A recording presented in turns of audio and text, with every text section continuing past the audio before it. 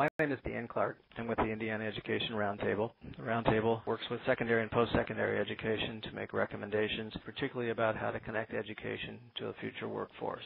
I think all of us have agreed that a future workforce is one in which 60% of the students have to have completed some kind of post-secondary education. That means those students have to not only graduate from high school, they have to graduate from high school without needing remediation, and then they have to go on and complete post-secondary education. To get to 60% of a workforce completing post-secondary education, 90% would have to finish high school without needing remediation, and then 70% of those students would have to complete post-secondary education. And we are a ways from either of those goals with the current performance of both our secondary and post-secondary systems. The Roundtable has the statutory authority to adopt the assessments for high school. And for the first time, the Roundtable is going to adopt assessments that are indicative of college or career readiness. That will change the way secondary and post-secondary education are organized. Once we begin telling students they are or are not ready to go on, then we are in a position to say those of you who are ready can move forward faster.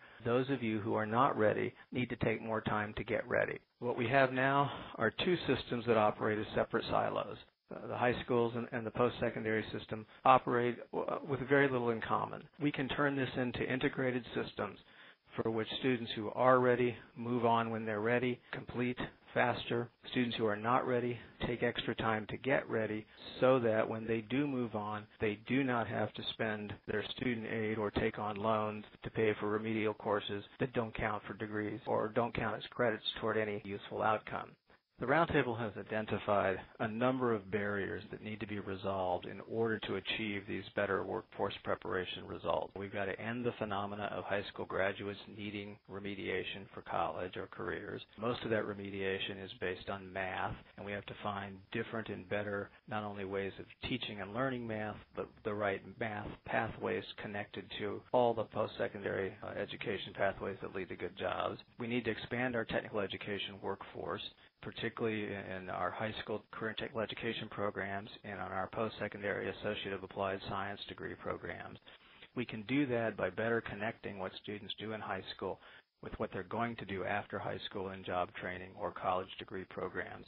And the best way to do that is to create information systems and mentoring systems to supplement the counseling we have for students in high schools. The Roundtable has sponsored a series of regional partnerships trying to work on these issues, trying to work on a comprehensive integration of these secondary and post-secondary systems, and we'll be working in several parts around the state with local leaders trying to solve these same problems. Connexus Indiana is a statewide initiative focused on growing and promoting advanced manufacturing and logistics. We know that manufacturing and logistics drive our economy, yet industries can't find the skilled workers that they need. Jobs sit unfilled because displaced workers are not prepared educationally, and young people choose not to pursue advanced manufacturing and logistics careers because they don't understand the high-paying and technical nature of the jobs. Connexus convened industry leaders from across the state representing several advanced manufacturing and logistics subsectors. They mapped out the skills required for their highest demand positions, which turned out to be in the middle skills, requiring more than a high school diploma but less than a 4-year degree. From that, we identified a need for a turnkey advanced manufacturing and logistics high school curriculum for deployment across the state. The result is higher technology, a 2-year course sequence of nationally recognized credentials, which includes dual credits at this point from Ivy Tech and moving on into Vincennes. An immersive learning environment will be online so that schools can deploy the technology even if they don't have heavy machinery in their buildings. There'll be a strong project-based learning component, and there'll be local and unique content that is driven by industry needs in a particular community. All of this is supported by an underpinning of intensive educator training provided by Connexus. In the 2012 school year, we plan to pilot the program at 8 high schools located across the state of Indiana, representing small, large, rural, urban, and different kinds of socioeconomic schools. Our target is to have the program at 60 schools by 2014-15 school year. We're doing this with partners such as the manufacturing industry. Many companies have contributed toward the effort, as well as the Indiana Department of Education, Ivy Tech Community College, and nationally with APICS, the Association for Operations Management. To promote the program and raise awareness, we've deployed high school champions, which are educators within high school buildings, as well as A-plus partners, companies located in communities working directly with those high school champions. They do a number of activities to draw out student interest, better educate parents about the careers, and get fellow educators on board with the idea of helping their students choose advanced manufacturing and logistics as careers. To date, since launching this program in 2009, we've seen an increase of 8% in our first year and 13% in the second year in enrollments in courses that were targeted, primarily Project Lead the Way programs across the state. As we roll out higher technology in the coming year, we expect to see similar results.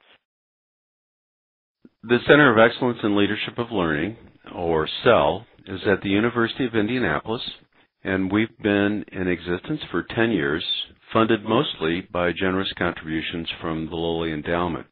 The center's mission has always been to transform Indiana schools to the benefit of students and citizens, and ultimately the state of Indiana, by making educational outcomes more positive and more successful. A couple of ways that we have addressed STEM-related education is through our New Tech network. New Tech now has 19 schools throughout the state of Indiana, soon to be 23 next year, and growing, the most New Tech schools in any state in the nation. And New Tech is based on the fact that project-based learning is the instructional strategy. All students have a computer or one-on-one computing. And we emphasize 21st century skills such as teamwork, problem solving, critical thinking, oral and written communication, as well as an emphasis on content standards. What New Tech accomplishes that supports STEM-related learning is it engages students in the learning process. It gives them responsibility for their own learning. It takes advantage of technology as a tool, while at the same time, project-based learning gives them real-world kinds of experiences that make students interested in educational outcome. We have other schools that use project-based learning that aren't necessarily a New Tech model, but employ this strategy in more traditional settings. And again, it engages students in their own learning, which is a key to not only science, technology, engineering, and math, but all educational topics. One of the things that I find interesting is that a recent study from the 2011 National Research Project called Project Tomorrow Speak Up found that STEM fields are more successful for students and teachers when the instructional model incorporates these personal learning strategies, such as with New Tech or PBL, and also uses technology for both the instructional program as well as social media incorporated into the teaching and learning process. So we think that STEM has a bright future, but that future can be enhanced by student engagement kinds of instructional strategies that we've been able to help schools develop throughout the state of Indiana.